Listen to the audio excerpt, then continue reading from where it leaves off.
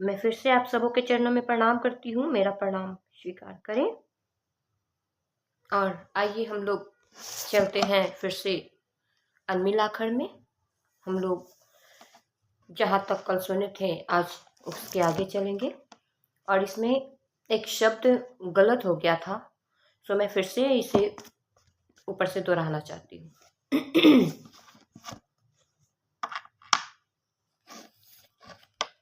धर्म मनुष्य का सहज भाव है, सहज प्रवृत्ति है। इसे लोगों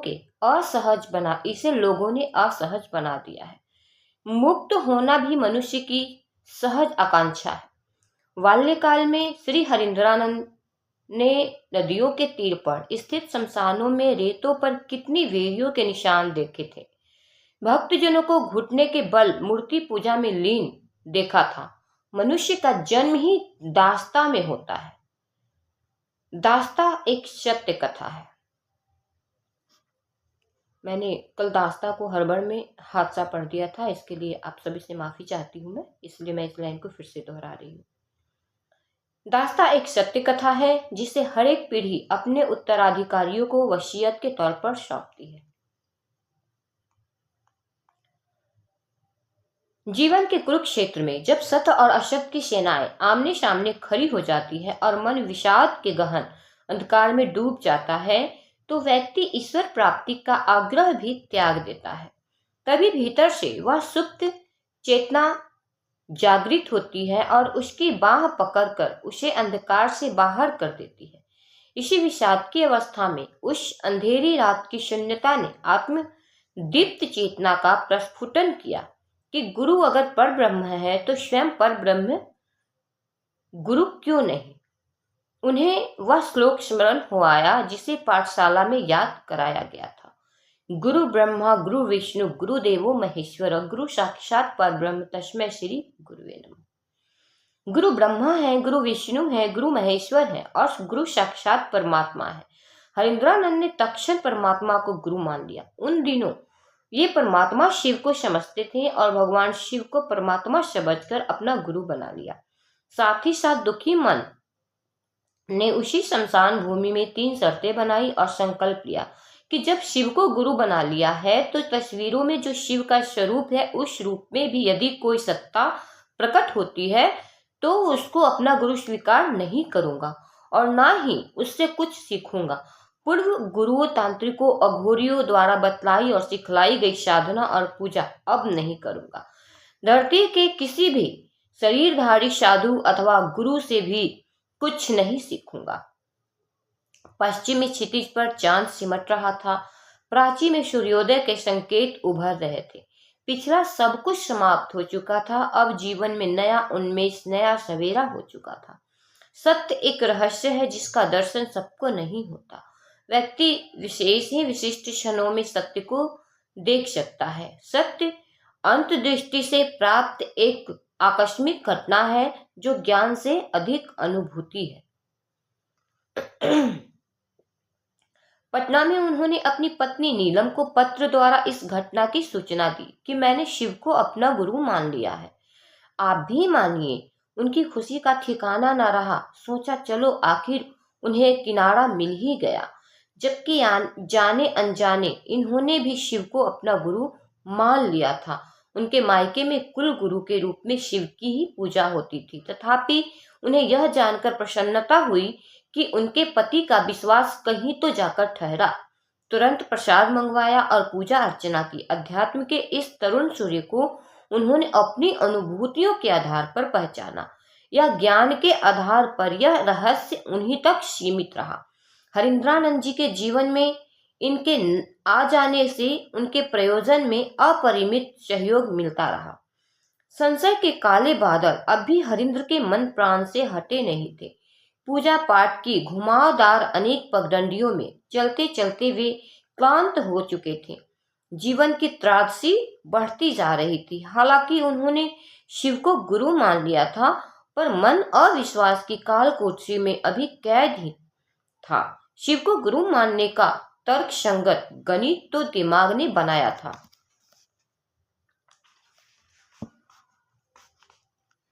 किंतु मन को अब तक की जीवन यात्रा ने भाव शून्य कर दिया था।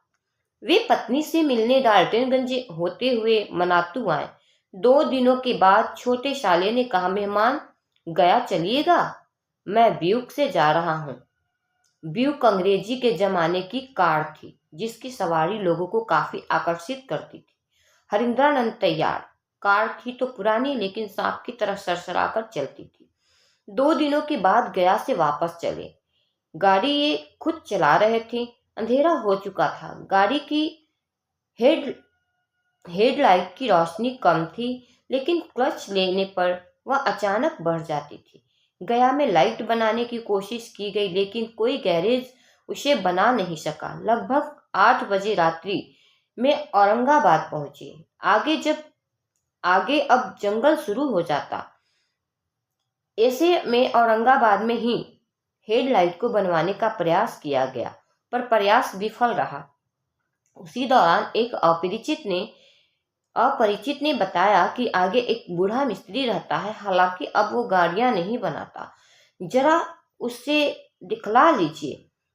उसने स्थान भी इंगित कर दिया। सड़क के किनारे बाजार में ही उसका खपरेल का घर था। आवाज देकर उसे गाड़ी की खराबी के बारे में बताया गया। बाबू, मिस्त्री का काम छोड़े तो 10 साल हो गया। ऐसे सामने की दुकान से आप पान खाकर आइए, हम देखते हैं। कुछ ही मिनटों बाद कार के पास वे लोग वापस आ गए। उसने गाड़ी का बॉनेट बंद कर दिया था। चाबी हाथ में देते हुए कहा, अब जाइए। गाड़ी की हेडलाइट जलाई गई तो रोशनी चकाचक। पैसे पूछने पर उसने कहा, हम मिस्त्री थे, अब नहीं है, आप लोग जाइए, रात हो रही है। जिद करके हरिंद्रानंद ने पूछा, आखिर हुआ क्या था? डाल्टनगंज और गया में तो किसी ने नहीं बनाया। कुछ नहीं हुआ था बाबू, बस ठंडा तार छोड़ दिया था। ठंडा टर्मिनल से बॉनेट के रॉड में छोटा सा तार लपेट दिए हैं। जब आप क्लच दबाते थे तो लाइट तेज हो जाती थी, क्योंकि क्लच के पैडल का रॉड बॉडी में सट जाता था। साथ आए साले साहब ने 10 रुपए का नोट निकालते हुए उन्हें देने की कोशिश की, पर वह पैसे लिए बिना घर के अंदर चला गया। इस घटना को याद करते हुए हरिंद्रानंद जी आज भी शिव चर्चाओं में कहते हैं कि गुरु अगर उत्तम हो तो अध्यात्म लाल रुई मिठाई की तरह मीठा और हल्का है। भौतिक और पारलौकिक सोपानों को क्रमशः पार करते रहने के बावजूद हरिंद्रानंद की मानसिक स्थिति असामान्य ही रही। उन्हें यह दुविधा होने लगी कि जब कोई गुरु होते हैं तो मंत्र एवं साधना की प्रक्रिया बताते हैं। मेरे गुरु शिव तो शरीर में है नहीं, तो मंत्र अथवा दीक्षा कैसे मिलेगी? निराशा पुनः घेरने लगी। विचारों ने तो शिव को गुरु माना, परंतु उस समय तक प्राप्त ज्ञान के चमत्कार सीखने की संभावनाओं को निर्मूल नहीं किया था। शिव को गुरु मानने के बाद भी अविश्वास और हताशा थी। इसकी प्रामाणिकता पर शंकाएं उठती रहती थी। काले बादलों के बीच बिजली की चमक भला कितनी देर ठहरती है?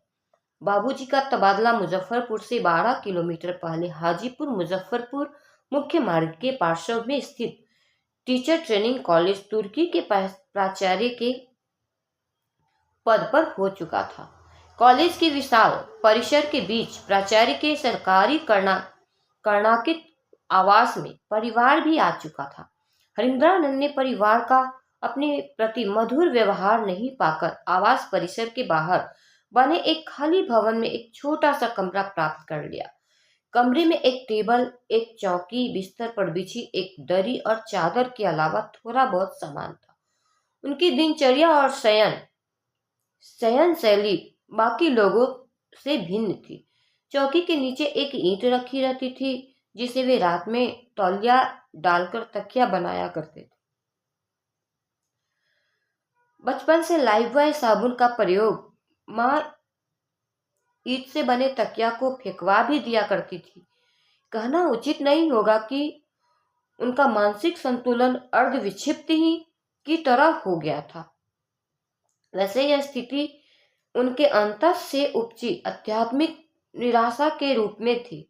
केवल खाना खाने आवास पर जाते, फिर अपनी एकांत चौकी पर बैठे रहते। हिंदी अंग्रेजी साहित्य से इनका लगाव था। कभी साहब के पन्ने पर कभी किताब के पन्ने पलटते तो कभी कुछ लिखते। कमरे में पीली रोशनी देता बल्ब देर रात तक जलता रहता, जिसका प्रकाश खिड़की के शीशे से मध्यरात्रि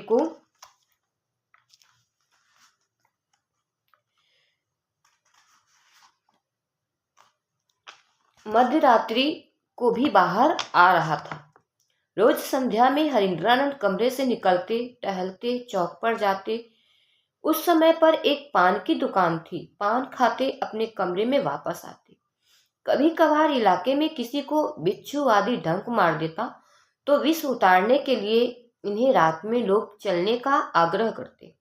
कभी जाते तो कभी नहीं भी जाते, मात्र इतना ही कहते थे, आप घर जाइए। उसके घर लौटते लौटते रोगी चंगा हो जाता था। हरिंद्रानंद हड्डियों की माला पहनते थे। जहां तक कि बिहार सरकार की नौकरी में आने के 4-5 साल तक वैसे उन्हें वे कमीज के भीतर रखा करते थे। आदमी के जीवन में घटनाएं दुर्घटनाएं आती जाती है। ये कहते हैं यह दुर्घटनाएं नहीं होती, सभी घटनाएं हैं। हमारी आपकी दृष्टि में कोई सुखद तो कोई दुखद, कुछ घटनाएं तो जीवन का मार्ग ही बदल देती है। शाम अब ठंडी होने लगी थी। टहलते हुए पान दुकान से लौटकर बाबूजी के आवास में आए। बाबूजी सरकारी दौरे पर कहीं बाहर थे। आंगन के बरामदे में माँ बैठी थी। उनसे थोड़ी बातचीत के उपरांत बाहर हाथे में आम के पेड़ के नीचे कुर्सी खींचकर बैठ गए। दूर सड़क पर इक्का दुक्का सवारियां आती जाती दिख रही थी। पूरा कॉलेज परिसर शांत था। चारों ओर खड़े आम के वृक्ष निश्चल थे, मानो वे सन्नाटे के सहभागी हों। अचानक हवा के एक झोंके के साथ आती सांस पर नमा ध्वनित हुआ और निकलती सांस सिवाय की गूंज उठाते विलुप्त हो गई। हरिंद्रानंद का शरीर कपकपा उठा। हाथ में रखी कमरे की चाबी का गुच्छा घास पर गिर गया। अकबकाहट में तेज स्वर में उनके मुंह से निकला, रे रे रे रे, एकरे तक खोजत रहनी है। घर के आंगन में बैठी माँ ने केवल आवाज सुनी, देखा तो कुछ भी नहीं था। आंगन से ही बोली, अरे का भुला गई रहा। हरिंद्रानंद निरुत्तर। माँ ने फिर दोहराया। अब तक इन्होंने घास पर गिरी चाबी उठा ली थी। वो चाबी गिरल रहल हा, मिल गई, संक्षिप्त उत्तर दिया। संकट या विस्मय की घड़ी में माँ याद आती है और अपनी मातृभाषा सिवान जिले की भाषा भोजपुरी है। कुछ पलों में इतना कुछ घटित हो गया था। सुनते हैं कान, यहाँ श्रवण किया सांसों ने मंत्र भी सुनते हैं कान, यहाँ श्रवण किया सांसों ने, मंत्र भी आया, वह भी शाविद। अब फिर शुरू हुआ चमत्कारों का दौर। हरिंद्रानंद की वाणी ही चमत्कार का रहस्य बन गई। अब चमत्कार का स्वरूप बदल गया। सारी ऊर्जा केंद्रित है भगवान शिव की शिष्यता की ओर। वे तो कहते ही हैं, आओ चले शिव की ओर। तो आज यहीं तक रहने देते हैं और मिलते हैं अब कल की वीडियो में। इसके आगे सुनते हैं कि और क्या क्या हुआ।